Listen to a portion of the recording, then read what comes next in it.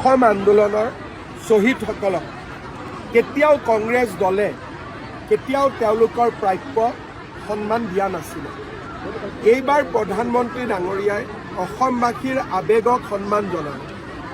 860গৰাকী শ্বহীদক তেখেতে সন্মান জনালে। এজন এজন কৰি শ্বহীদসকলৰ প্ৰতিমূৰ্তিৰ ওচৰত গৈছে। তেওঁ মোক সুধিছে এখেতৰ কি হৈছিল, এওঁ ক'ৰ, এওঁৰ ফটোখন কিয় নাই।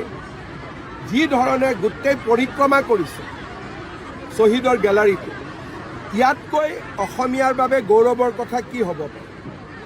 আজি যে আমি বাংলাদেশত যোৱা নাই, পাকিস্তানত যোৱা নাই, তাৰ কাৰণে হ'ল গোপীনাথ বৰদলৈ।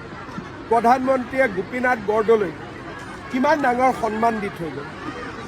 গৌৰৱ গগৈৰ দৃষ্টিত, কংগ্ৰেছৰ দৃষ্টিত অসম আন্দোলনৰ শ্বহীদৰ কোনো মূল্য নাই, গোপীনাথ বৰদলৈৰ কোনো মূল্য নাই। আৰু সেইকাৰণে তেওঁলোকে প্ৰধানমন্ত্ৰীৰ এই জাতিটোৰ প্ৰতি দিয়া সন্মানক তেওঁলোকে বুজিয়েই পোৱা নাই। কাৰণ 860গৰাকী শ্বহীদক কোনে হত্যা কৰিছিল? এই কংগ্ৰেছ দলে হত্যা কৰিছিল।